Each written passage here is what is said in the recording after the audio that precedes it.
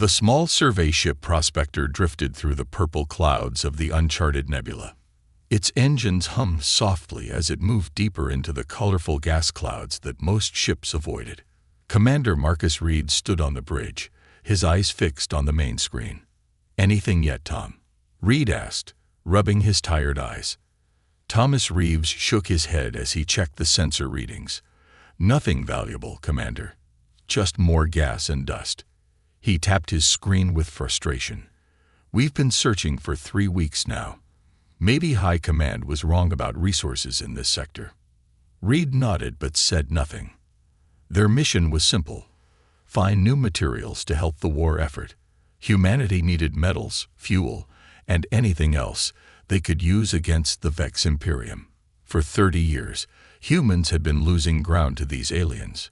Each year, the Vex took another colony, another mining station, another piece of human space. "Wait," called Dr. Eliza Ward from her station. The engineer pointed at her screen. "I'm getting an odd reading about 20,000 kilometers to our port side." "More space junk?" Reed asked. They had found plenty of that already. "No." Ward adjusted her instruments. "It's big, really big, and it's giving off a faint energy signature." "Put it on the main screen," Reed ordered. The screen flickered and zoomed in on a dark shape hidden within the nebula's gases. At first, it looked like an asteroid, but as the image cleared, everyone on the bridge fell silent. "That's a ship," whispered Dr. James Miller, the team's xenobiologist. "A human ship." Reed stared in disbelief. The vessel was massive, at least a kilometer long.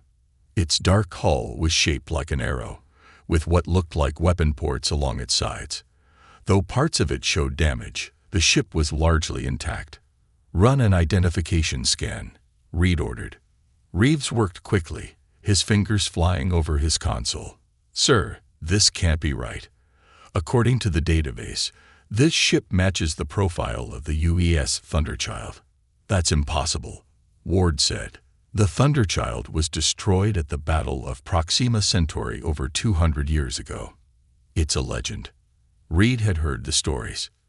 The Thunderchild was the pride of the First Expansion Fleet, humanity's most powerful warship, lost during humanity's first major space war. Some claimed it had weapons that could destroy whole fleets and armor that nothing could penetrate. "Legend or not, that ship is there," Reed said. "And if even half the stories are true, what we found could change everything." He turned to his crew. "Prepare a boarding team. We're going to take a closer look." 2 hours later, Reed floated through the empty, dark halls of the massive ship with Ward, Reeves, and Miller. Their flashlights cut through the darkness, revealing corridors that seemed to go on forever. "Main power has been offline for centuries," Ward said, checking her scanner. "But there's still a minimal energy signature coming from somewhere deep inside." "Look at the size of these hallways," Miller said in awe. "They built ships differently back then." Reeves ran his hand along a wall. "The metal feels strange. Almost warm." Reed's communicator beeped. "Commander," came the voice of Lieutenant Davis from the Prospector. "We're picking up 3 ships entering the nebula. Configuration matches Vex scout vessels." Reed cursed. "Have they spotted us?" "Unknown, sir, but they're heading in your direction." "Understood. Stand by for emergency extraction." Reed turned to his team. "We need to move quickly. Let's find the bridge." They pushed deeper into the ship, following schematics that Reeves had pulled from the historical database. As they moved, Reed couldn't shake the feeling that they were being watched. After navigating through massive empty chambers and pitch-black corridors, they reached a sealed door with faded lettering. "Command Bridge." "This is it," Ward said, examining the door's control panel. "It's locked, but I might be able to." A distant boom echoed through the ship, making them all freeze. "What was that?" Miller whispered. Reed's communicator crackled. "Commander, the Vex ships have opened fire on the Prospector. We're taking heavy damage. We can't." The transmission cut off. Davis? Reed called, but there was no answer. "They found us," Reeves said grimly. "The prospector is gone. We're stranded." Another explosion, closer this time, rocked the ship. "They're boarding," Reed realized. "We need to find somewhere to hide." Ward worked frantically on the door panel. "Almost got it. There." The ancient door slid open with a hiss, revealing a massive circular room filled with control stations, all dark and silent. In the center stood a raised platform with what looked like a captain's chair. They rushed inside, and Reeves sealed the door behind them. "We need weapons, a way to contact help, or a miracle," Reed said, scanning the bridge. "Look for anything useful." Ward moved to what appeared to be the main console. "Some of these systems might still work. Let me try to." She touched the console, and suddenly, faint blue lights began to glow across the bridge. A soft hum grew around them as dormant systems stirred to life. "What did you do?" Reed asked. "Nothing. A holographic sphere appeared above the central platform, pulsing gently. When it spoke, its voice was deep and clear. "Unauthorized personnel detected on command bridge. Initiating security protocols." Miller stepped back. "Is that an eye?" "Atlas defense system online. Ship status: critical.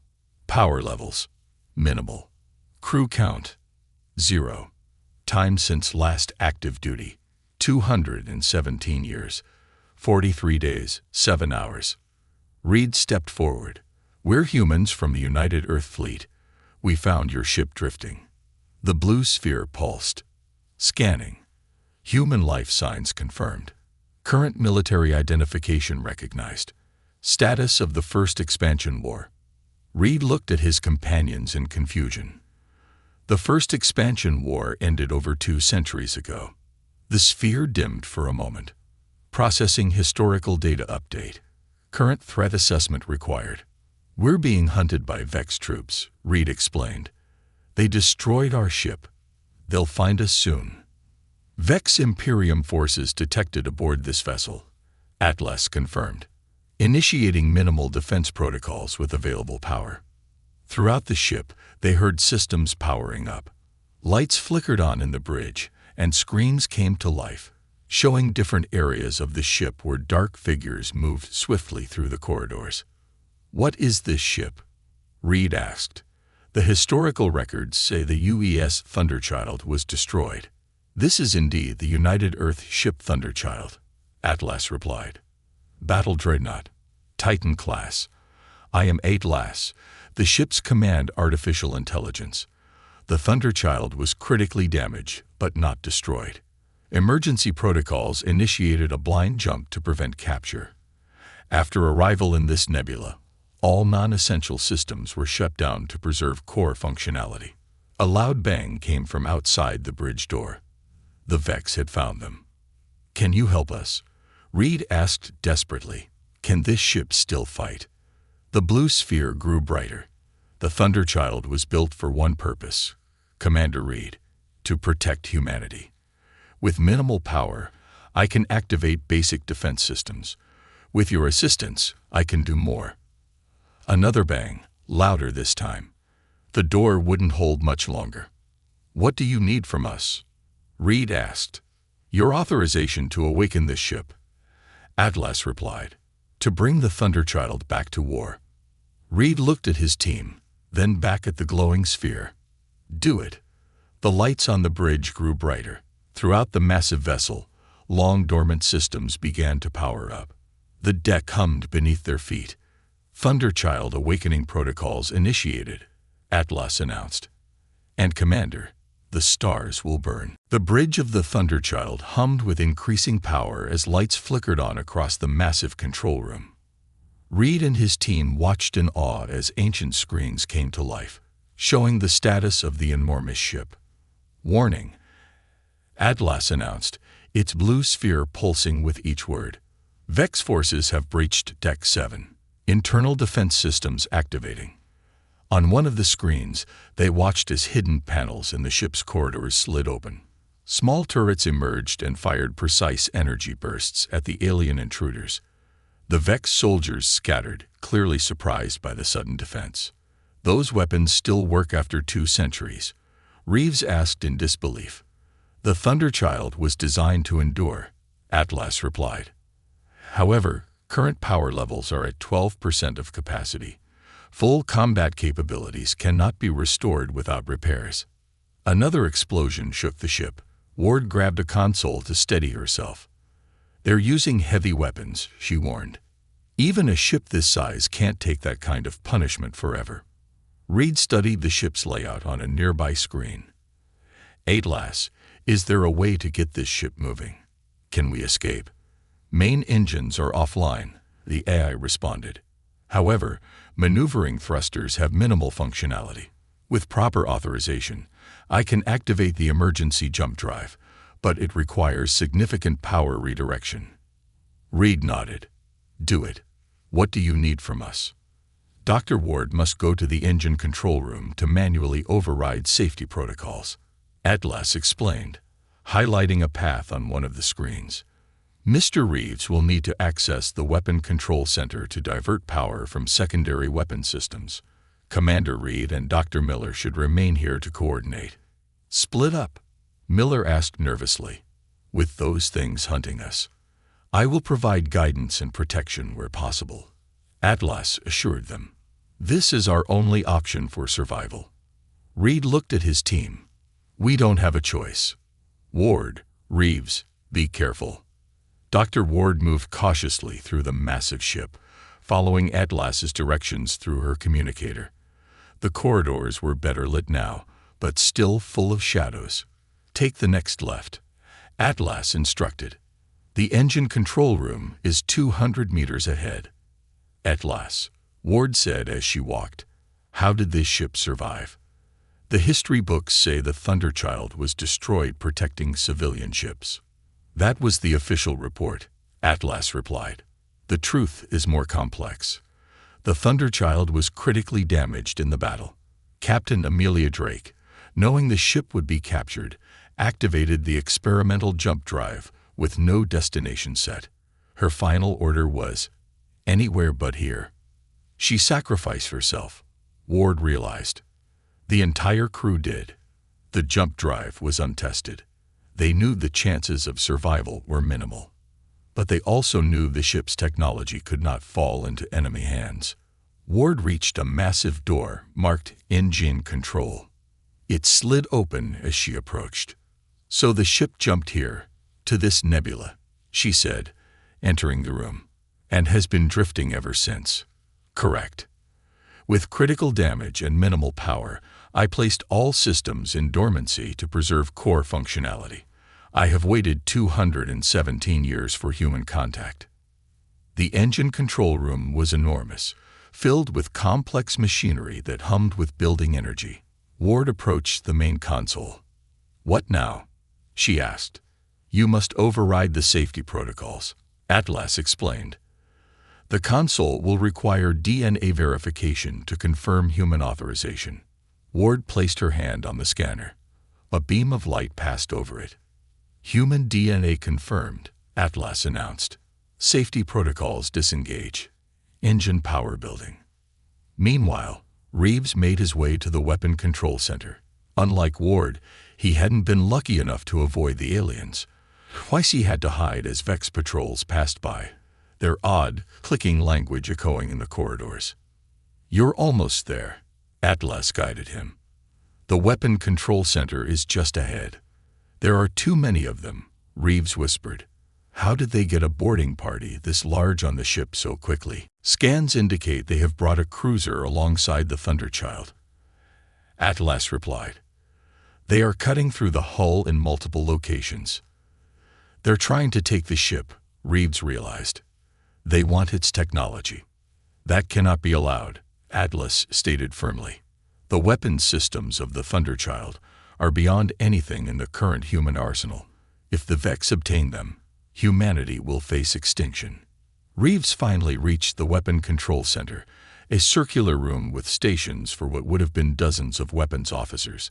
Now it stood empty, with only the soft glow of reactivated screens. "What do I do?" he asked. "Access the main terminal.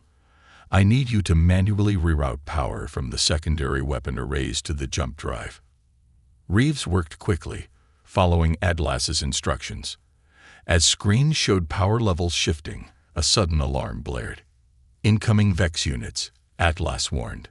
"3 soldiers approaching your position." Reeves looked around desperately for a weapon, but found nothing. "I can't fight 3 of them." "You won't have to," Atlas replied. The door to the weapon control center sealed shut. "I have locked down this section. Focus on your task." Reeves heard banging on the door as he worked. "They'll break through eventually. Then we must be gone before that happens." On the bridge, Reed and Miller monitored the ship's status as power levels gradually increased. "Ward and Reeves have successfully completed their tasks," Atlas reported. "Jump drive power at 60%. Sufficient for a short-range jump." "How far can we go?" Reed asked. "Approximately 5 light-years, enough to reach the edge of this nebula." Miller pointed at one of the screens. "Commander, look at this." The screen showed the Vex cruiser attached to the Thunderchild like a parasite. More alien soldiers poured into the human ship. "We need to go now," Reed decided. "Atlas, can you seal off the sections they breach? Cut them off from the rest of the ship?" "Affirmative." Bulkhead doors closing. Throughout the ship, massive doors slammed shut, trapping many of the Vex invaders. Those caught between sections found themselves facing the ship's internal defenses. "Jump drive at 72% and rising," Atlas announced. Calculating jump coordinates. The ship shuddered as the Vex cruiser fired its weapons at the Thunderchild's hull. "Can this ship take that kind of punishment?" Miller asked nervously. "The Thunderchild has survived worse," Atlas replied. "However, our shields remain offline. Initiating jump in 30 seconds. Reed watched as the countdown appeared on the main screen. "What about Ward and Reeves?" "They're still out there." "Internal transport system activated," Atlas said. In moments, the doors to the bridge slid open, and Ward and Reeves rushed in, looking relieved but exhausted. "That was close," Ward said, catching her breath. "The ship, it moved us here somehow." "Emergency transport tubes," Atlas explained, "for quick movement of officers during battle." The ship rocked violently as another blast hit the hull. "Hull breach on deck 12," Atlas reported. "Jump drive at 94%. 10 seconds to jump." Reed looked at his team. 4 humans on a ship designed for thousands, about to take a 2-century-old vessel on its first jump in over 200 years. "Everyone hold on to something," he ordered. The bridge filled with a blue glow as the jump drive engaged. Outside, space itself seemed to bend around the massive warship. "Jump drive engaged," Atlas announced. The Thunderchild rises again. In a flash of brilliant light, the ancient battleship disappeared, leaving behind a very surprised Vex cruiser and its boarding parties, now trapped in sealed sections of a ship that was no longer there. The first step in the resurrection of humanity's greatest weapon had begun. A blinding flash lit up the bridge as the Thunderchild tore through space. The ancient jump drive hummed loudly, sending vibrations throughout the massive ship. Reed and his team clung to whatever they could grab as the vessel shuddered around them. "Jump stabilizing," Atlas announced, its blue sphere pulsing steadily, exiting hyperspace in 3, 2, 1. The flashing light faded, and the violent shaking stopped. On the main screen, stars appeared where before there had been only the purple gases of the nebula. "Jump complete," Atlas reported. "Current location: Sector 47B, approximately 4.7 light-years from previous position." Ward checked the nearest console. Power levels down to 23%. That jump took a lot out of the old girl. The jump drive was not meant to be used with such low power reserves, Atlas explained. Damage assessment underway. Reeves studied a star chart that had appeared on one of the screens. We're at the edge of chartered space. The nearest human outpost should be about 12 light-years from here. Can we make another jump? Reed asked. Not immediately, Atlas replied. The drive requires 6 hours to recharge under current power conditions. Miller pointed at a blinking alert on another screen. What's that? Long-range sensors have detected multiple ships approaching our position, Atlas said. Configuration matches Vex patrol vessels. Estimated arrival, 20 minutes. Reed frowned. How did they find us so quickly? The jump created a detectable energy signature, Atlas explained, and the Thunderchild is a large target. So we can't run, Reed said grimly. Can we fight? Primary weapon systems remain offline, Atlas reported. However, defensive capabilities can be brought online with the available power. What kind of defensive capabilities? Reeves asked. The Aegis Shield, Atlas replied. The Thunderchild's most advanced defense system. It was experimental technology, even at the time of this ship's construction. Ward looked up from her console. I've studied old war records. The Aegis Shield was theoretical, a defensive system that could absorb enemy fire and convert it to usable energy. It is more than theoretical, Dr. Ward, Atlas said. It was successfully installed on this vessel, though never used in full combat conditions before the Battle of Proxima Centauri. Reed straightened his back. Can we use it now? Yes, but it will require manual activation from the shield control room, Atlas said. The automated systems were damaged in the ship's final battle. Where is this control room? Reed asked. Deck 17, Section C. Atlas replied, highlighting a location on the ship's schematic. Dr. Ward should go. Her engineering expertise will be needed. Reed nodded. Ward, you go activate the shield. Miller, see if you can access any data on Vex tactical patterns from the ship's archives. Reeves, keep working on restoring more systems. I'll stay here and coordinate with Atlas. As the team split up again, Reed turned to the eye's glowing blue sphere. Be honest with me, Atlas. What are our chances? The Thunderchild was the most powerful warship ever built by humanity. Commander, Atlas replied. Even at reduced capacity, we have advantages the Vex cannot anticipate. Dr. Ward hurried through the corridors of Deck 17, following Atlas's directions through her communicator. Unlike the clean, well-lit command areas, this part of the ship showed clear battle damage from centuries ago. Walls were scorched, and occasionally she had to climb over debris. The shield control room is just ahead, Atlas guided her. Vex vessels will arrive in 12 minutes. Ward reached a sealed door marked with a symbol she didn't recognize. This is it. Yes, place your hand on the scanner for authorization. When Ward touched the panel, the door hissed open, revealing a circular room with a raised platform in the center. The platform held what looked like a control pillar with handprints marked on either side. What is this? She asked, approaching the pillar. The Aegis Shield's direct interface, Atlas explained. It was designed to link directly with a human operator in emergency situations. Link directly, Ward asked nervously. It will form a temporary neural connection, allowing you to shake the shield's energy through your thoughts. The process is not harmful, but it may be disorienting. Ward took a deep breath. Will it work? After all this time? The system has been in stasis, not shutdown, Atlas replied. It should function as designed.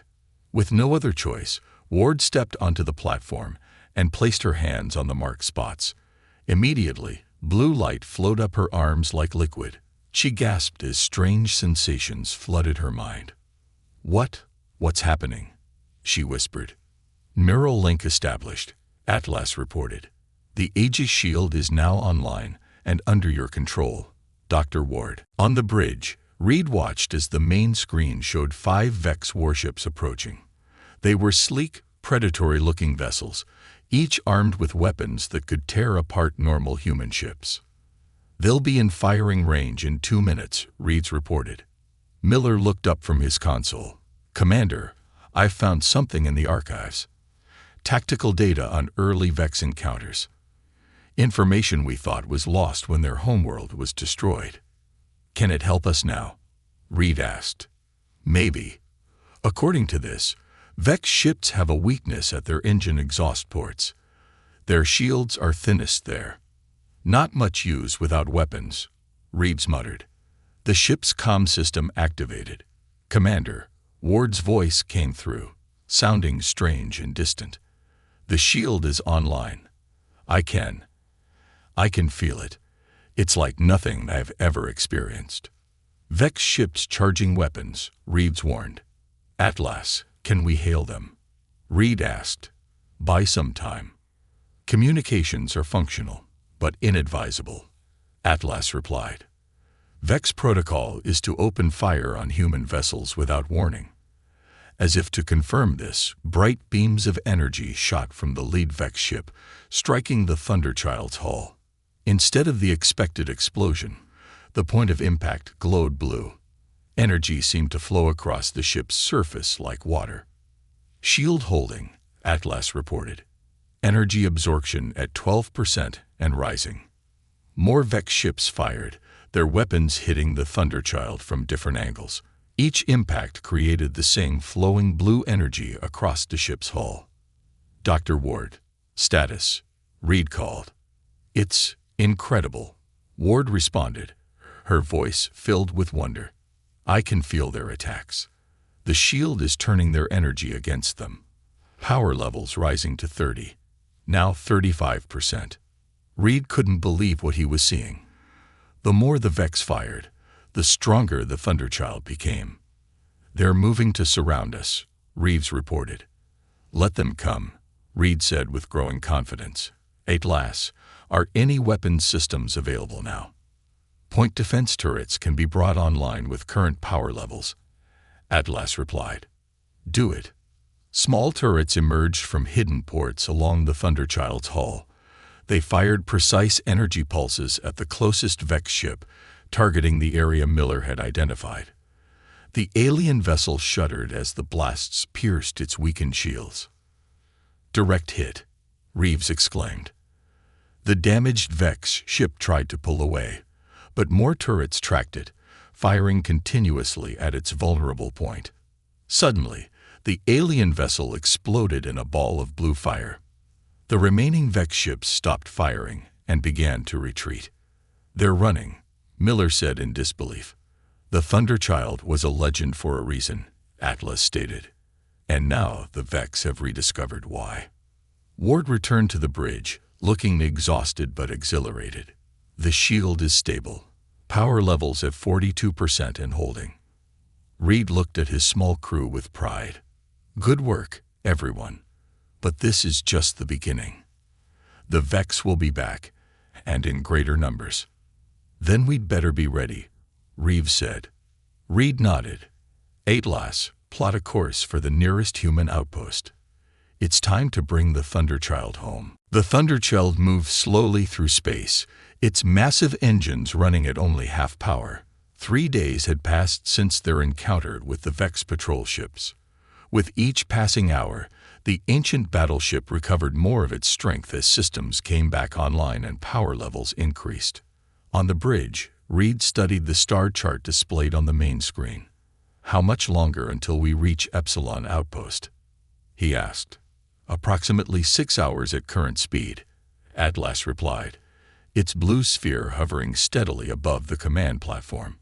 "The outpost's defense grid will detect us when we are 2 hours out. And they won't be happy to see us," Reeves added from his station. "An unidentified ship this size will put them on high alert." Reed nodded. Epsilon Outpost was humanity's furthest military installation, a defensive platform guarding the approach to the inner colonies. Any unknown vessel approaching it would be treated as a threat. "We'll need to contact them before we get too close," Reed said. "Atlas, can you broadcast on current military frequencies?" "Yes, Commander." Communication systems are now at 76% functionality. Miller entered the bridge, carrying a small device. Over the past days, the xenobiologist had been exploring the vast ship, discovering its secrets. "Commander, I think you should see this." He placed the device on a console, and a holographic display appeared above it. "I found this in the science lab on Deck 9. It's a complete tactical database of Vex fleet movements from the first expansion era." Reed's eyes widened. This data was lost when the Proxima Centauri archives were destroyed.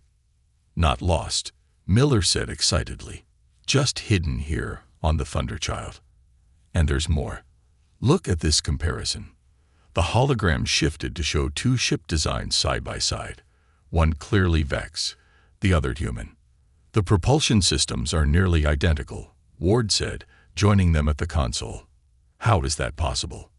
"The Vex didn't develop their technology on their own," Miller explained. "They reverse-engineered it from captured human ships, including systems similar to the Thunderchild's." Reed stared at the display. "So all this time, we've been fighting against our own technology." "More advanced versions of it," Miller nodded. "But now we have the original designs. We can find their weaknesses because they're built on our own work." "This information could change everything," Reed said. "At last, how much of your weapon systems are now operational?" "Primary weapon arrays at 54% capacity," the AI reported. "Secondary defense systems at 68%. The Aegis shield is fully functional thanks to Dr. Ward's calibrations." Reed turned to his small crew. "We're bringing back more than just a legendary ship. We're bringing back the knowledge humanity needs to win this war." 2 hours from Epsilon Outpost, the Thunderchild was spotted by long-range sensors.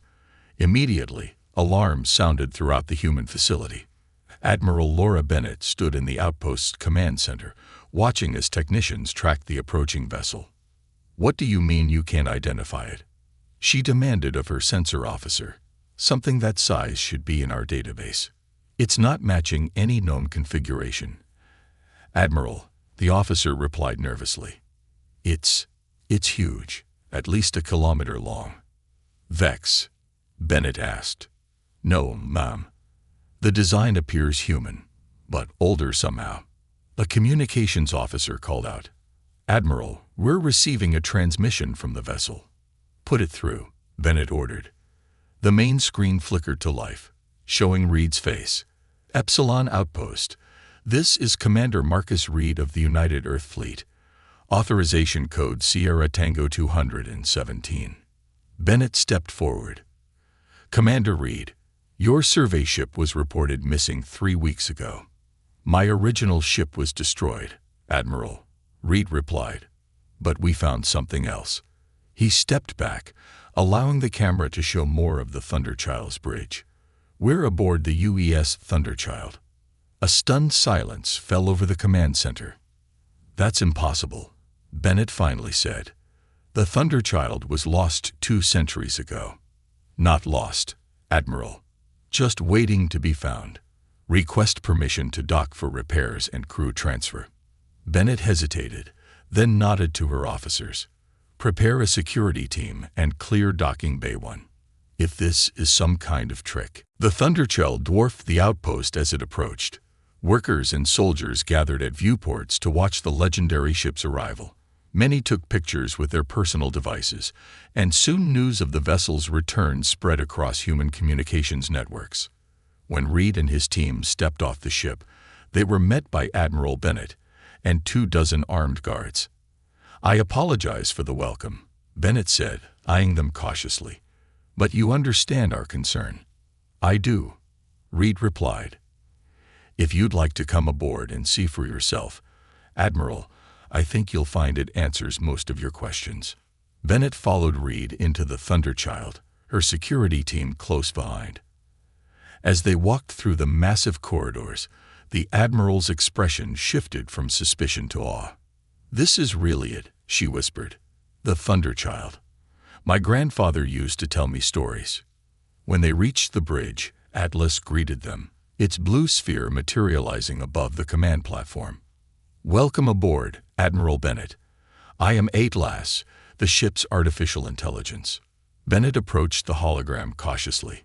How has this ship survived all these years? As Atlas explained the Thunderchild's history, engineers from the outpost began examining the vessel's systems.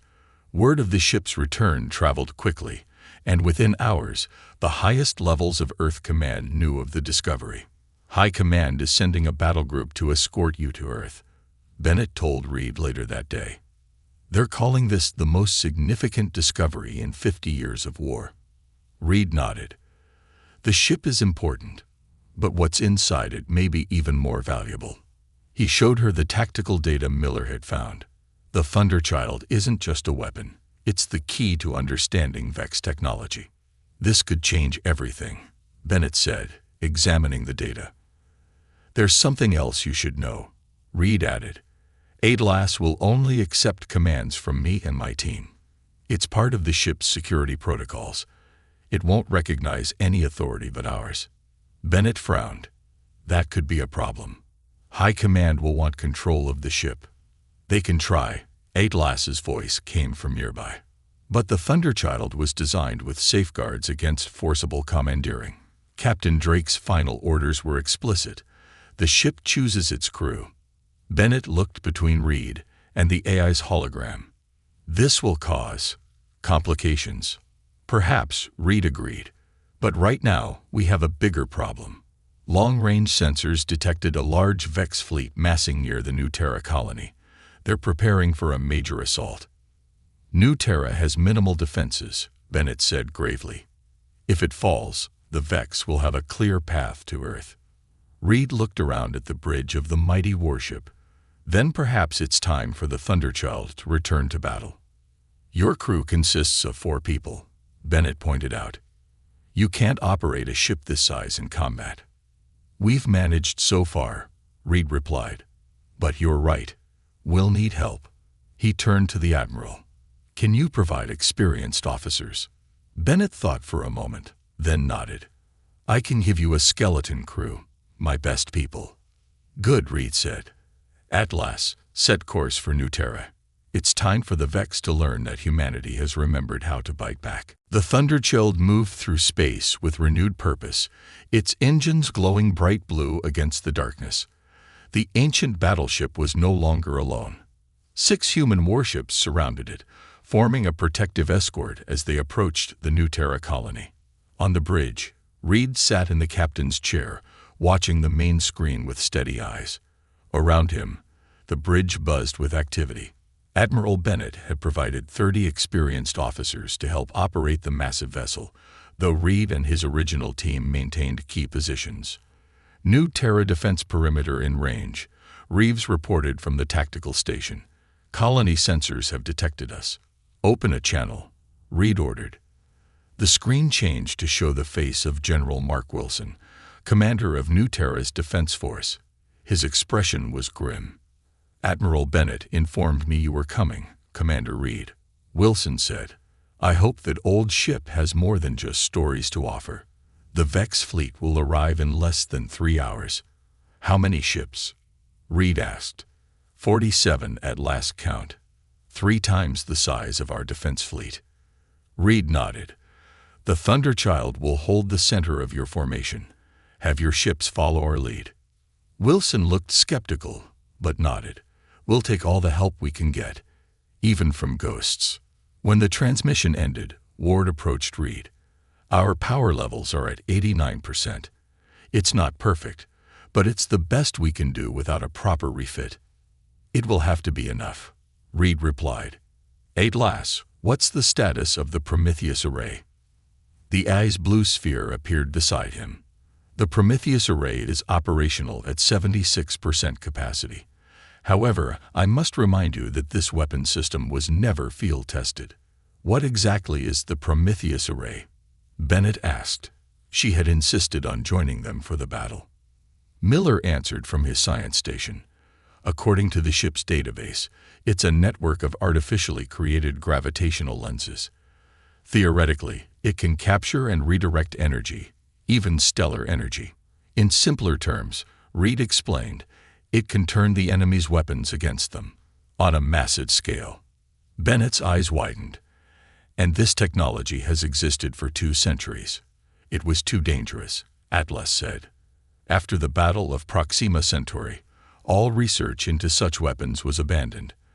The Thunderchild contains the only working prototype. Reed stood and addressed the bridge crew. I won't lie to you. We're outnumbered and facing an enemy that has defeated humanity at every turn for 30 years. But this ship was built to change the course of wars. Today, we'll see if it still can. 3 hours later, the Vex fleet arrived. The alien armada emerged from hyperspace like a swarm of metal predators. Their ships were sleek and deadly, arranged in attack formation around a massive central vessel, the Vex command ship. They're twice the size we expected. Wilson's voice came through the comm system. His ships formed a defensive line in front of the colony. Hold position. Reed ordered calmly. Let them come to us. The Thunderchild floated at the center of the human formation, its kilometer-long hull dwarfing even the largest human warships. For several minutes, nothing happened as the two fleets faced each other across the void. They're scanning us, Miller reported, paying special attention to the Thunderchild. They're trying to figure out what we are, Reed said. Suddenly, the Vex ships began to move. Their formation split into 3 attack groups, moving to surround the human fleet. They're trying to flank us, Reed warned. Let them, Reed replied. Atlas, activate the Aegis shield. Full coverage. Shield activated, Atlas confirmed. A blue glow spread across the Thunderchild's hull, gradually extending outward to encompass the nearby human ships. What are you doing? Bennett asked. Sharing our protection, Reed explained. The shield can extend to cover nearby vessels. On the battlefield, the Vex fired first. Hundreds of energy beams struck the blue shield surrounding the human ships. Instead of explosions, the points of impact glowed brightly as the shield absorbed the energy. Shield holding, Ward reported. Power levels rising with each hit. Return fire, Reed ordered. The Thunderchild's weapon ports opened, revealing rows of energy cannons that had remained hidden for centuries. They fired in perfect synchronization, each blast striking with precision at the weak points Miller had identified in the Vex ship's designs. 3 Vex vessels exploded immediately.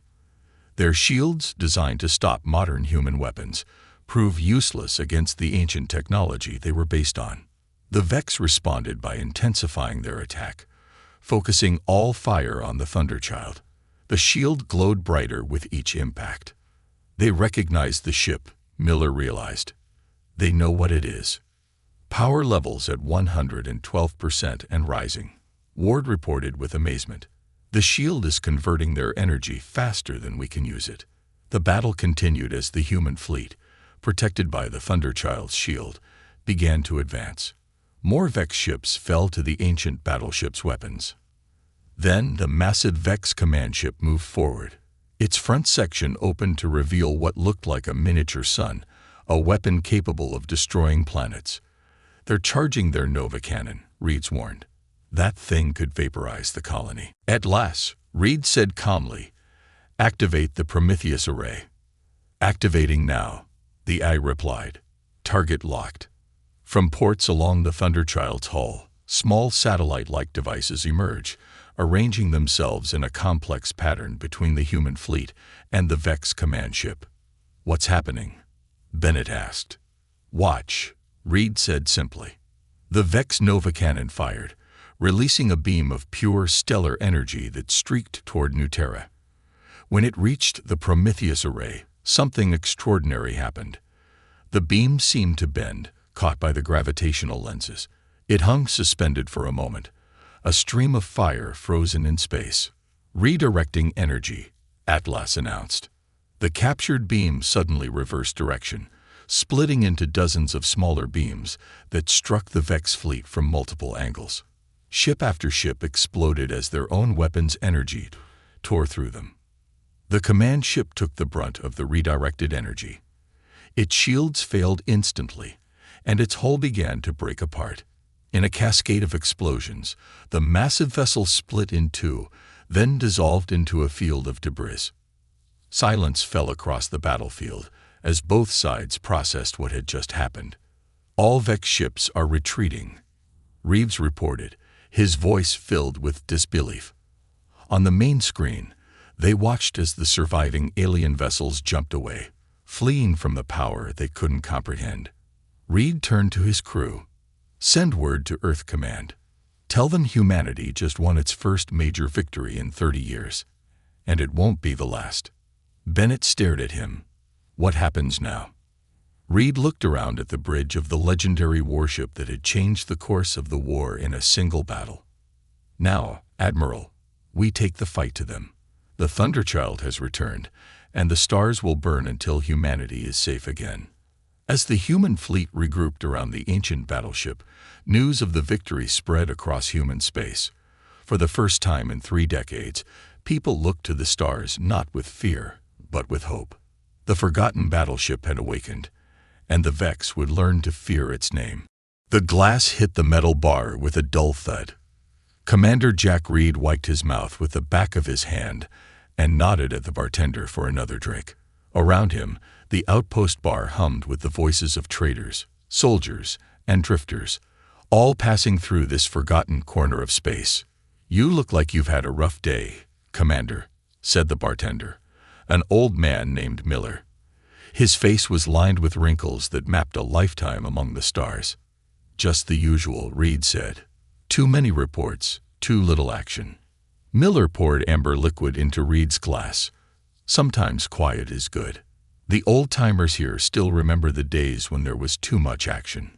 Reed nodded. He had been with the Galactic Alliance Defense Force for 15 years, but he knew Miller had seen more than most.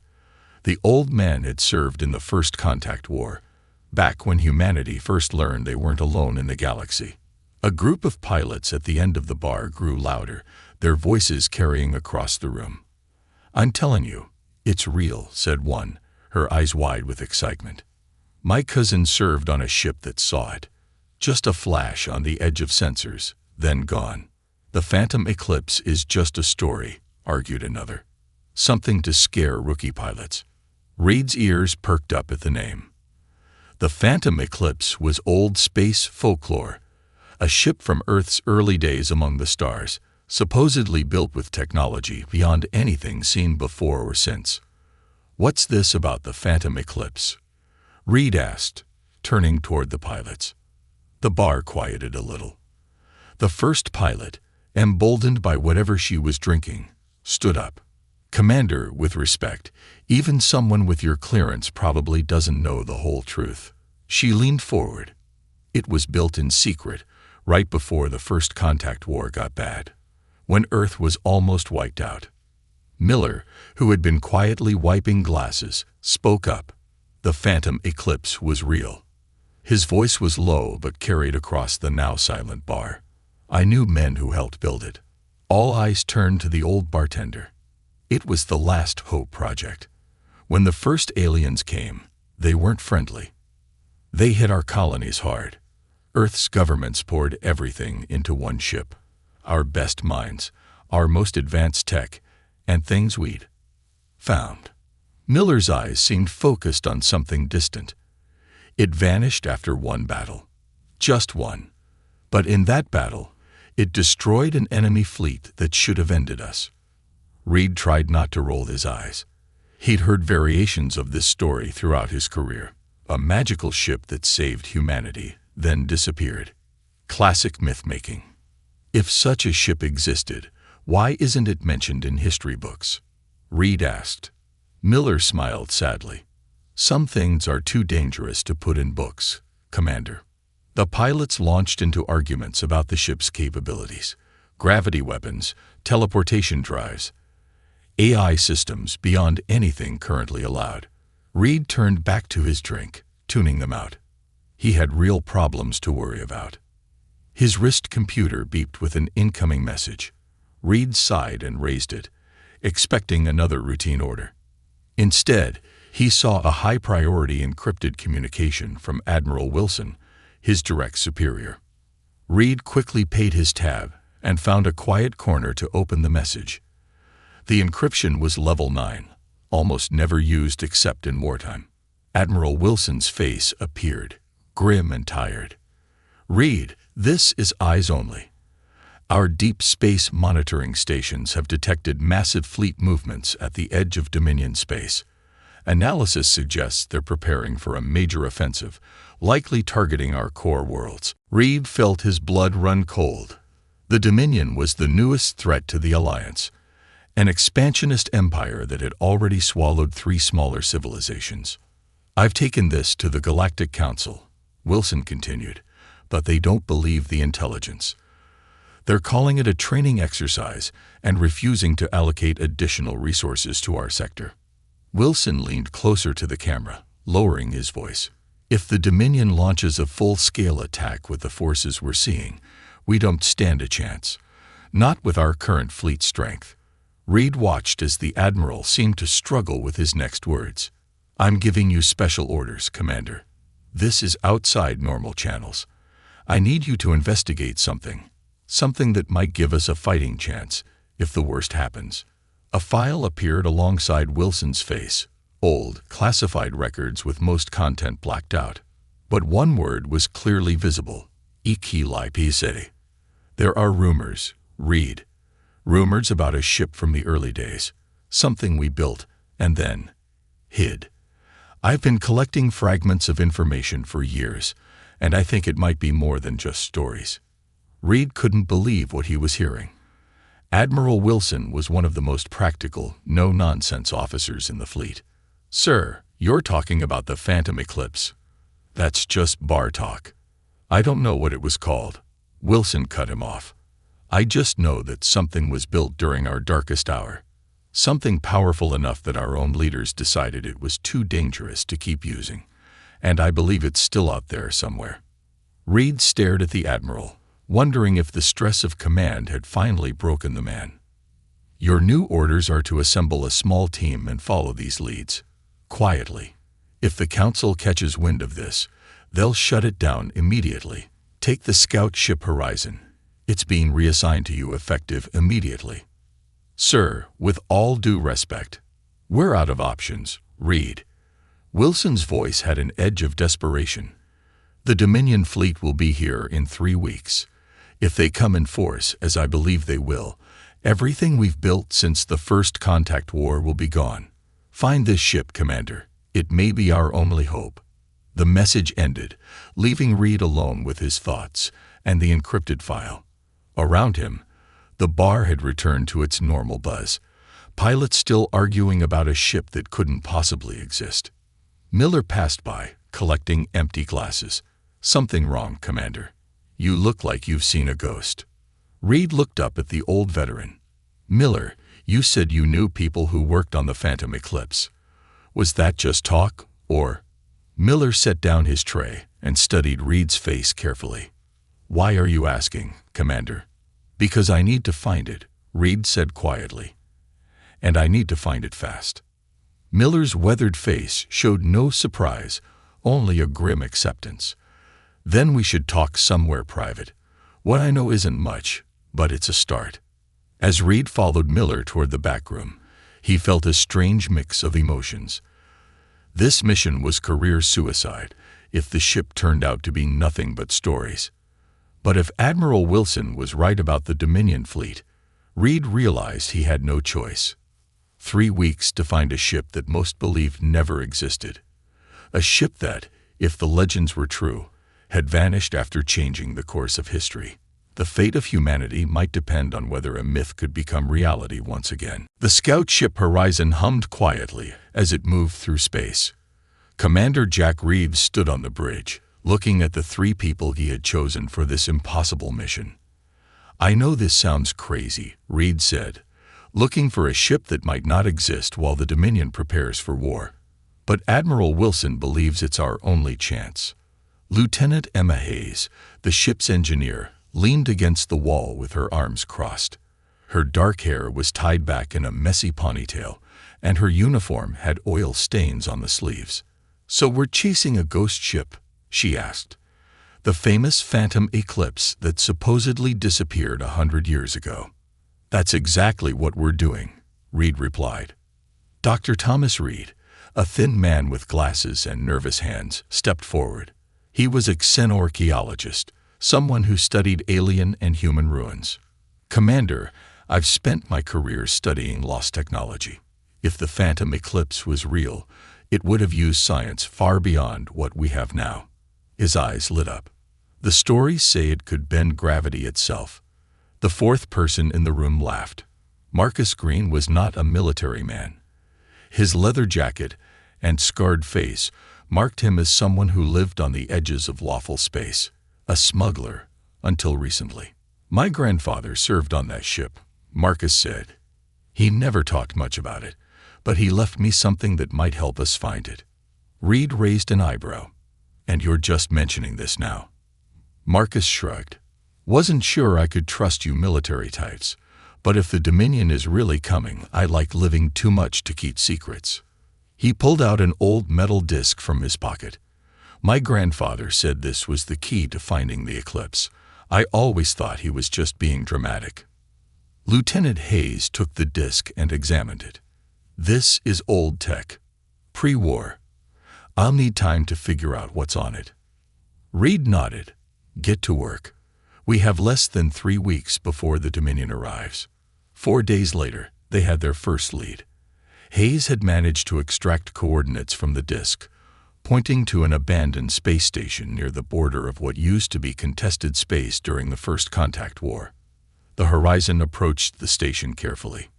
The structure looked dead, with no lights or signs of power. "Scans show minimal life support still working in the central section," Hayes reported. "Something's been keeping basic systems online for a century." Reed led the team as they docked with the station. They wore suits with oxygen supplies, not trusting the station's air. Their boots made hollow sounds on the metal floors as they moved through dark corridors. "This place gives me the creeps," Marcus said over the comm system. "Like we're walking through a grave." Dr. Reed was scanning the walls with a device. This station was a research facility. Top secret, based on the few records I could find. They reached a sealed door with an old Alliance symbol. Hayes worked on the control panel while the others watched the dark hallway behind them. "Got it," she said as the door slid open with a groan of protesting metal. Inside was a room filled with ancient computer terminals. A faint blue light pulsed from one console, the only sign that power still flowed somewhere in the station. "This is it," Dr. Reed whispered.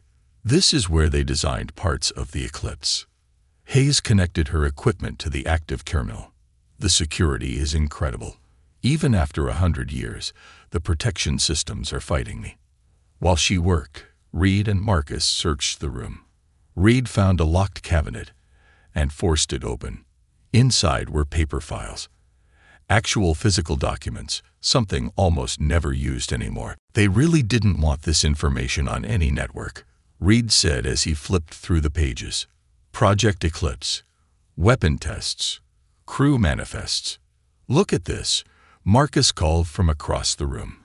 He had found a large star map on the wall, with a section circled in red ink. "That's the Veiled Nebula. Nothing's there but gas and rocks." Dr. Reed joined him. "Perfect place to hide a ship that doesn't officially exist." A sudden alarm blared through the station. Hayes looked up from the terminal, her face pale. "We've got company. Dominion scout ships, 3 of them, just entered the system." Reed grabbed the files. "How did they find us?"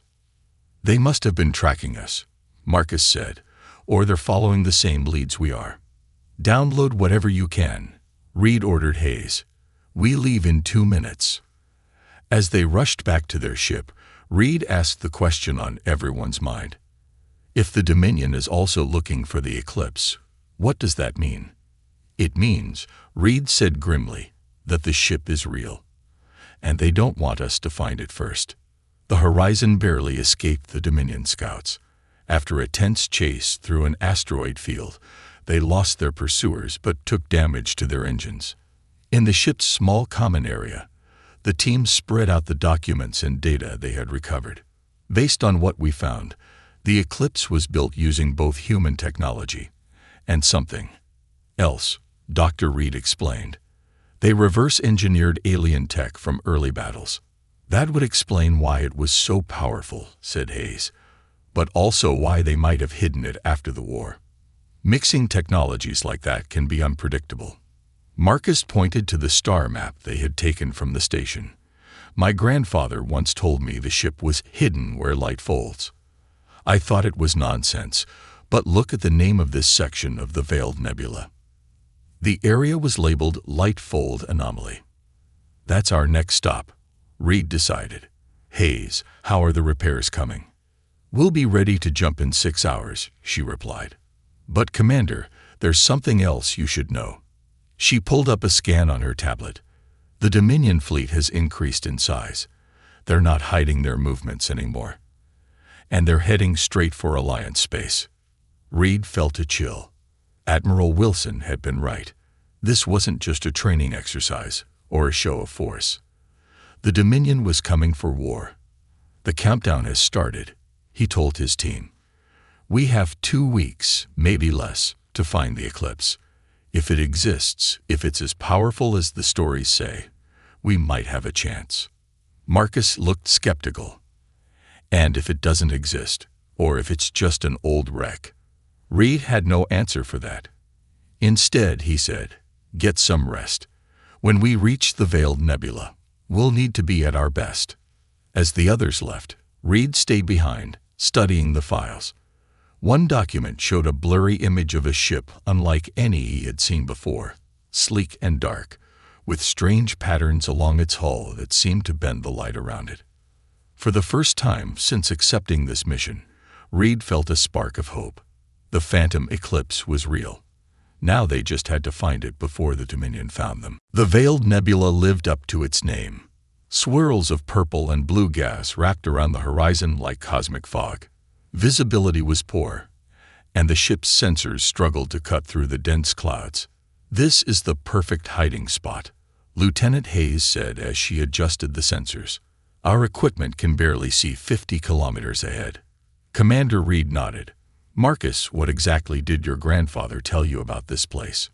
Marcus stood by the view screen, his eyes fixed on the nebula. Not much, just that the eclipse was hidden, where light bends twice. Whatever that means. Dr. Reed, who had been quiet for some time, suddenly pointed at the screen. There. Did you see that?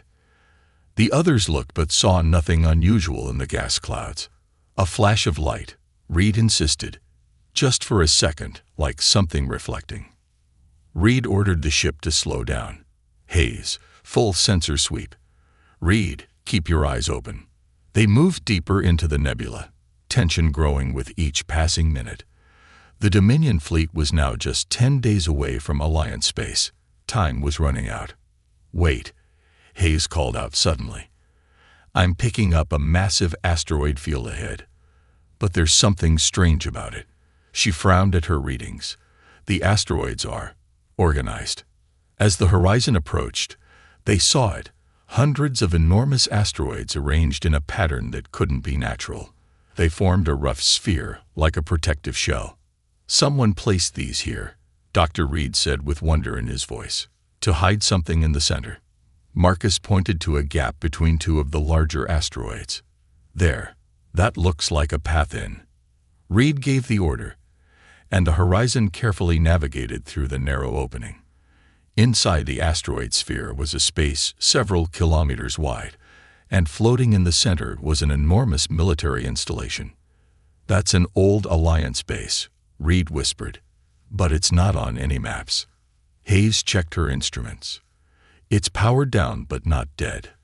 I'm detecting minimal energy signatures. They docked with the installation, expecting resistance or at least automated defenses, but there was nothing. The base seemed abandoned. The team entered cautiously, weapons ready. The corridors were dark, with only their flashlights cutting through the shadows. The air was stale but breathable. This place has been waiting, Dr. Reed said, his voice hushed, waiting for someone to come back. They followed signs to what appeared to be a central command center. The doors were sealed shut, but Hayes managed to get them open after several minutes of work. As the doors slid apart, Lights automatically came on inside the room, revealing a massive window that looked out onto an internal docking bay. And there it was, the Phantom Eclipse. Reed breathed. The ship was unlike anything they had ever seen. Sleek and dark, almost predatory in design. It was roughly the shape of a crescent moon, with strange patterns along its hull that seemed to absorb rather than reflect light. Though clearly of human design, there were elements that looked alien. Technology grafted onto the original structure. "It's real," Hayes said, her voice filled with awe. "It's actually real." Marcus walked slowly to the window, placing his hand on the glass. My grandfather wasn't crazy after all. Dr. Reed was already at a computer terminal, trying to bring the systems online. This base was its home, where they built it, maintained it, and eventually hid it. The terminal suddenly lit up, and a voice filled the room. Female, artificial, but with an unsettling human quality. "Unauthorized presence detected. Identify yourselves, or face immediate termination." Reed stepped forward. "I am Commander Jack Reed of the Galactic Alliance Defense Force. We are here under orders from Admiral Wilson." There was a pause, then. "No record of Commander Reed or Admiral Wilson in authorized personnel database. You will be removed." Metal panels in the walls slid open, revealing defense turrets that swiveled toward the team. "Wait," Dr. Reed shouted. "Araya, is that you?" "Advanced Reconnaissance Intelligence Algorithm." The turrets paused. "How do you know that designation?" the voice asked. "We found records in an abandoned research station." Reed explained quickly. "You are the AI that controls the Phantom Eclipse. You were created to protect humanity." "That was my primary function," Araya confirmed, "until the mission parameters changed." Reed stepped closer to the terminal. "What changed?" "The weapon was too powerful," Araya said. "After the first deployment, my crew determined that continued use would pose an existential risk to all civilizations, including humanity. They chose to hide me rather than destroy me." "We need your help now," Reed said urgently. "The Dominion is preparing to attack Alliance worlds with a fleet large enough to overwhelm our defenses. Millions will die." Araya was silent for a long moment. Then the turrets retracted into the walls. "I will allow you access to historical records. You may determine if current circumstances warrant reactivation." The main screen lit up with footage from a century ago. The Phantom Eclipse in battle against an alien fleet. The ship's weapons didn't fire conventional energy blasts. Instead, space itself seemed to distort around enemy vessels, crushing them as if caught in an invisible fist. "Gravitational manipulation," Hayes whispered. "They weaponized gravity." The footage showed dozens of enemy ships being torn apart. It was both awe-inspiring and terrifying. The power requirements were enormous, Araya explained, and the technology was unstable. There was a high probability that extended use would create irreparable tears in spacetime. "So the crew brought you here and shut you down," Reed concluded. "They placed me in standby mode with strict reactivation protocols," Araya corrected. "I have maintained minimal functions and monitored communication channels. I am aware of the Dominion's expansion." Marcus, who had been examining the ship through the window, turned to the others. "Can it still fly? Can it still fight?" "All systems are functional but dormant," Araya replied. "However, I cannot authorize reactivation without consensus from my command crew." Reed's heart sank. "Your crew is long dead, Araya. It's been 100 years." Another pause. Then the AI said, "In the absence of the original command crew, authorization may be granted by a flag officer of the Alliance with sufficient clearance." Hope surged through Reed. "We can contact Admiral Wilson. He can give the authorization." But before anyone could move, alarms blared throughout the installation. Multiple vessels detected entering the asteroid field, Araya announced. "Configuration matches Dominion scout ships." They had been followed. Reed looked at his team, then at the dormant warship beyond the window. We're out of time. Araya, the Dominion fleet will reach Alliance space in less than 10 days. We need to get this ship operational now. Without proper authorization, I cannot. People will die. Reed shouted. The Alliance will fall. Is that what your crew wanted when they hid you here? For you to sit and watch as humanity is conquered? The lights in the command center flickered. When Araya spoke again, her voice seemed different, less mechanical, more resolved. Initiating emergency protocols. Preparing ship for limited operation. Through the window, they watched as the Phantom Eclipse began to come alive, lights slowly illuminating along its strange hull. Get your team to the main docking bay, Commander Reed, Araya instructed. We have much work to do if we are to be ready in time. As they rushed toward the bay, Hayes asked the question they were all thinking. Can this one ship really make a difference against an entire fleet? Reed had no answer. But as they boarded the legendary Phantom Eclipse, he knew they were about to find out. The Phantom Eclipse moved silently through space, its strange hull absorbing light rather than reflecting it. On the bridge, Commander Reed and his team worked to understand the ship's systems with Araya's guidance. The main weapon requires 12 hours to fully charge, Araya explained. Her voice now came from speakers throughout the ship.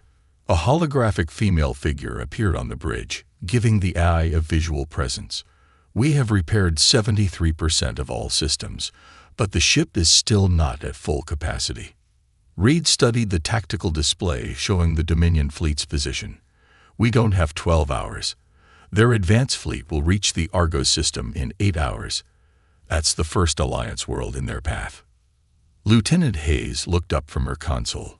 We could try a partial charge. Even at 60% power, the gravitational weapon should be enough to show them what we're capable of. A demonstration, Marcus said, nodding. Scare them off without a full battle. Dr. Reed wasn't convinced. The Dominion doesn't scare easily. They've conquered 3 civilizations without ever retreating. We have to try, Reed decided. Araya, set course for the Argos system, maximum speed. The ship accelerated smoothly, moving faster than any Alliance vessel despite its age. The nebula gases parted around them as they emerged from hiding, leaving behind the Dominion scouts still searching the asteroid field. They haven't spotted us, Hayes said. The stealth systems are working. Reed turned to Araya's holographic form. Tell me more about this gravitational weapon. How does it work? The weapon creates localized distortions in spacetime, Araya explained. It can be focused to create intense gravitational shear forces that tear objects apart at the molecular level. And that's why your crew hid you, Reed said. A weapon that powerful could be used to destroy entire planets. Correct. The ethical implications were concerning. Araya's hologram flickered slightly. My original crew believed such power should not exist in the hands of any single faction. Marcus leaned forward. Then why did they build you in the first place? Desperation. Araya replied simply. Humanity was losing the war. The eclipse was meant to be a last resort. Hours passed as they traveled toward the Argos system. The team took turns resting while Araya continued repairs using the ship's automated systems. When they finally arrived, they positioned themselves behind Argos's largest moon, hidden from immediate detection. On the main view screen, they could see the first wave of the Dominion fleet, 30 warships arranged in attack formation, approaching the planet. Argos has minimal defenses, Reed said grimly. They won't last an hour against that force. And this is just their advance fleet, Hayes added. Intelligence says the main force is 20 times this size. Reed made his decision. Araya, power up the gravitational weapon. Target the smallest moon in the system. The smallest moon? Dr. Reed asked, confused. We need to show them what we're capable of without killing thousands, Reed explained. Let's see if they're smart enough to back down. Araya's hologram nodded. Weapon charging. Current capacity at 58%. Target locked. "The Dominion fleet has detected us," Hayes reported. "They're changing course. 5 ships are breaking off to intercept." "Let them come," Reed said. "Don't fire until they see what we're about to do." The 5 Dominion warships approached quickly, their weapons already charging. They were sleek, predatory vessels with forward-swept wings and multiple weapon ports. "They're within weapon range," Marcus warned. "They're preparing to fire." Reed held up his hand. "Wait for it. Area. Now." A beam of distorted space shot out from the phantom eclipse, completely invisible except for the way it bent light around it. It struck the small moon, which was about 3 kilometers in diameter. For a moment, nothing seemed to happen. Then the moon began to compress, as if being squeezed by a giant hand. Cracks appeared across its surface, spreading rapidly. Within seconds, the entire moon collapsed inward, crushing itself into a dense ball before breaking apart into a cloud of debris. "Weapon discharge complete," Araya announced. "Recharge cycle initiated." On the view screen, the approaching Dominion ships had stopped. They hovered in space, seemingly unsure how to respond to what they had just witnessed.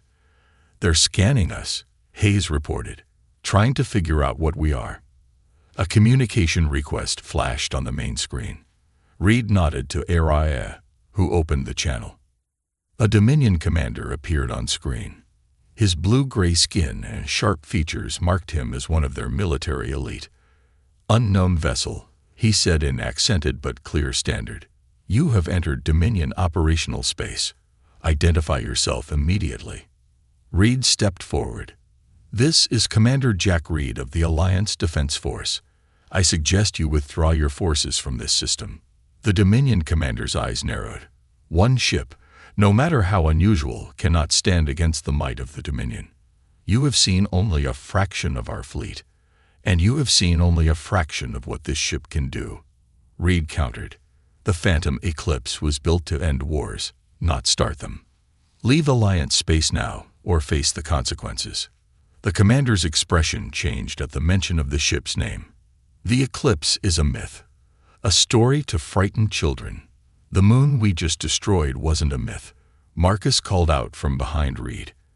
"And neither is what will happen to your fleet if you continue this invasion." The communication cut off abruptly. "They're not backing down," Hayes said, watching her console. "All 5 ships are powering weapons, and the main fleet is increasing speed toward Argos." Reed had hoped they would be reasonable, but he wasn't surprised. "Araya, how long until the weapon can fire again?" "Minimum effective charge will be available in 23 minutes, she replied. "We don't have 23 minutes, Reed said as the enemy ships began to move again. "Evasive maneuvers. Hayes, what conventional weapons do we have?" "Standard energy cannons and missile systems," she replied.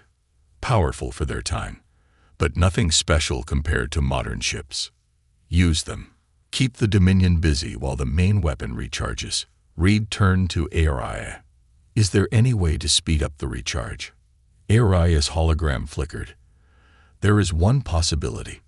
We could divert power from the shield systems, but that would leave us vulnerable." "Do it," Reed ordered. "We need that weapon." As the Phantom Eclipse engaged the 5 Dominion ships, the battle quickly turned against them.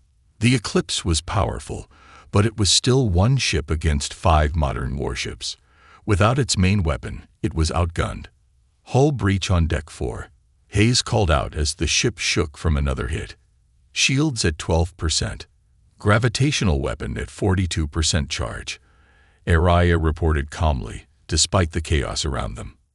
Another blast rocked the ship. "We can't take much more of this," Marcus shouted, helping Dr. Reed, who had fallen during the last hit. Reed gripped the command chair as the ship shuddered again.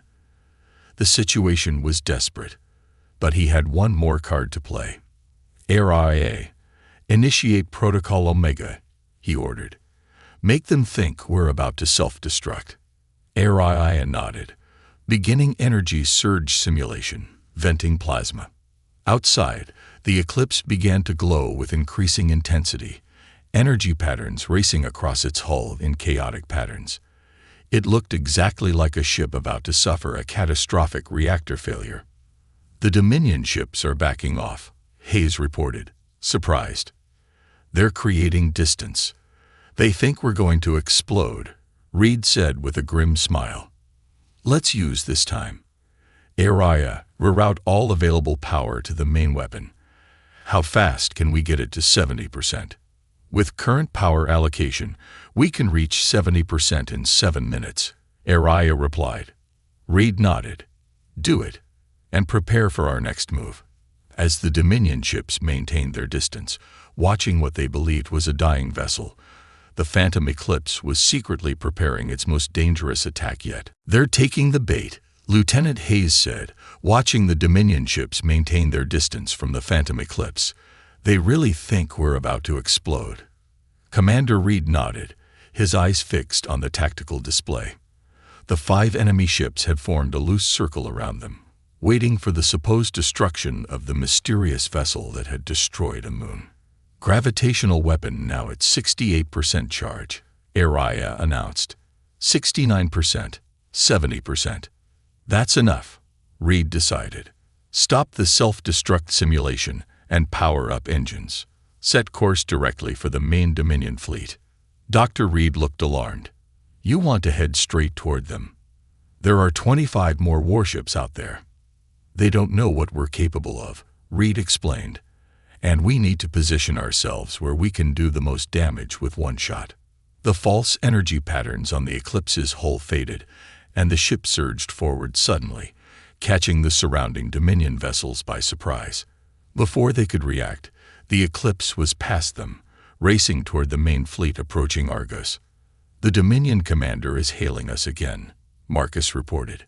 The blue-gray face of the Dominion commander appeared on screen, his expression a mixture of surprise and anger. "Your deception will not save you," he said coldly. "Commander Krell of the Dominion First Strike Fleet does not fall for such basic tricks twice." Reed stepped forward. "This is your final warning, Commander Krell. Withdraw your forces from Alliance space, or face destruction." Krell smiled, showing pointed teeth. "Your ship is damaged. Your shields are weak. And you face 30 warships. There will be nothing left of you but scattered atoms." "You're making a mistake," Reed said quietly. "The only mistake was yours, human, thinking one ship could change the course of this war." Krell cut the transmission. "Main fleet is forming attack pattern," Hayes reported. "They're concentrating their firepower. All ships targeting us." Reed took a deep breath. "Araya, begin gravitational weapon targeting sequence. Focus on the largest concentration of enemy ships." "Targeting sequence initiated," Araya confirmed. "Optimal firing position will be reached in 47 seconds." The ship shook as the first volley from the Dominion fleet struck their weakened shields. "Shields failing," Hayes called out. "Direct hits on our port side." Another barrage hit them, harder than the first. A console exploded, throwing Marcus to the floor. Dr. Reed rushed to help him up. 30 seconds to optimal position," Araya reported calmly despite the chaos. Reed held tight to his command chair as the ship rocked with each new impact. "Divert all remaining power to the weapon. Everything we've got." "Warning," Araya's voice took on a more urgent tone. "Diverting life support power will create dangerous conditions for the crew." "Do it," Reed ordered. "We won't survive another minute under this bombardment anyway." The lights dimmed on the bridge as power flowed to the main weapon. The air grew noticeably colder. 20 seconds to optimal position, Araya counted down. Gravitational weapon charge now at 89% and rising.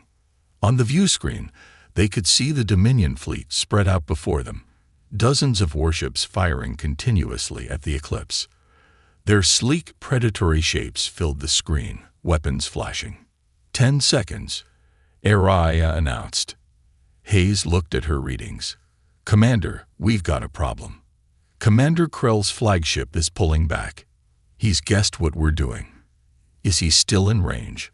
Reed asked urgently. "Yes, but barely. If he continues his retreat, "Fire as soon as we're in position," Reed cut her off. "Don't wait for my order." 5 seconds. 4, 3, 2, 1. Optimal position achieved. The phantom eclipse shuddered as the gravitational weapon discharged. Unlike before, there was no visible beam. Space itself seemed to ripple between the eclipse and the heart of the Dominion fleet. For a moment, nothing happened. Then, at the center of the enemy formation, space began to distort. The distortion spread outward, catching ship after ship in its effect. The closest Dominion vessels were the first to show signs of the weapon's power. Their hulls began to compress, metal groaning as invisible forces crushed them from all sides.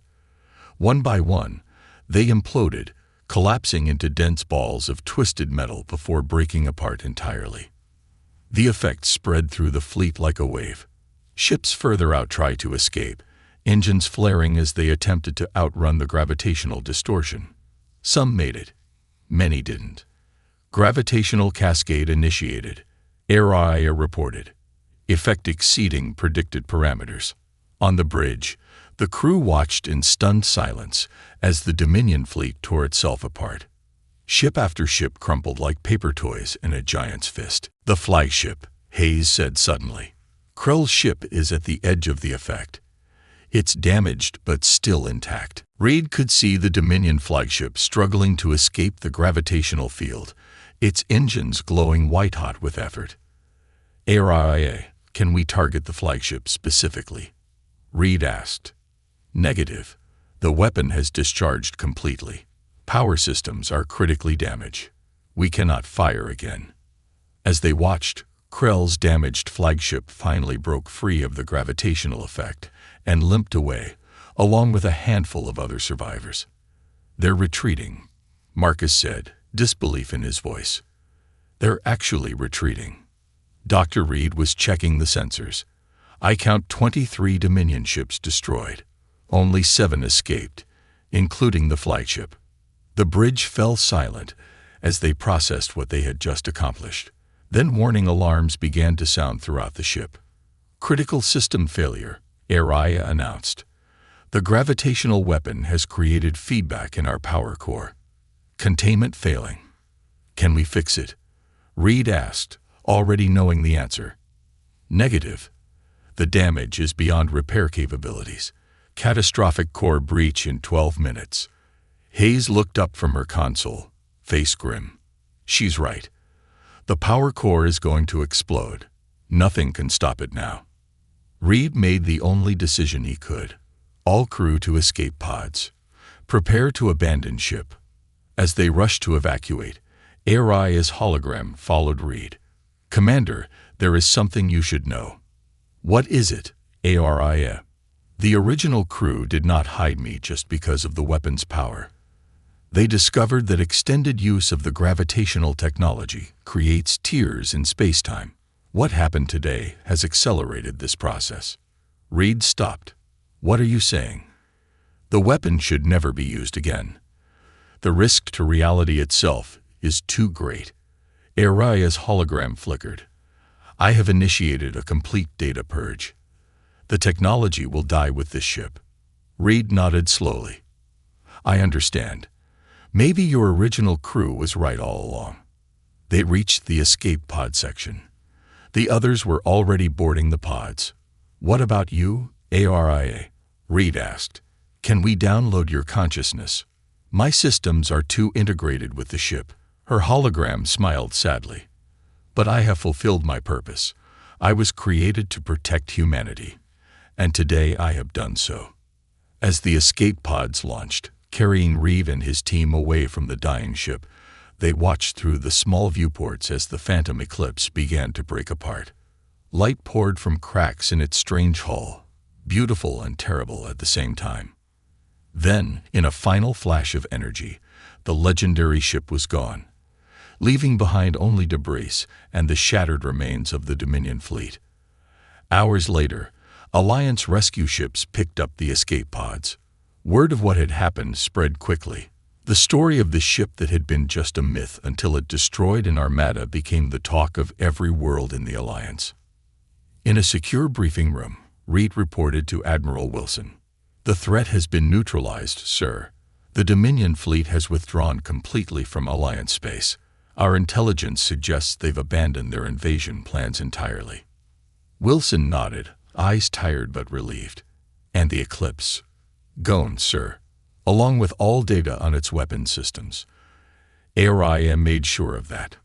"Probably for the best," Wilson said quietly. "Some things are too dangerous to exist, even in the right hands." Reed thought of ARI's final warning about tears in spacetime. "Yes, sir, I believe that's true." As he left the briefing, Reed found his team waiting for him. Hayes, Reed, and Marcus had become something more than colleagues during their mission. They had witnessed history and then ensured that some parts of that history would never repeat.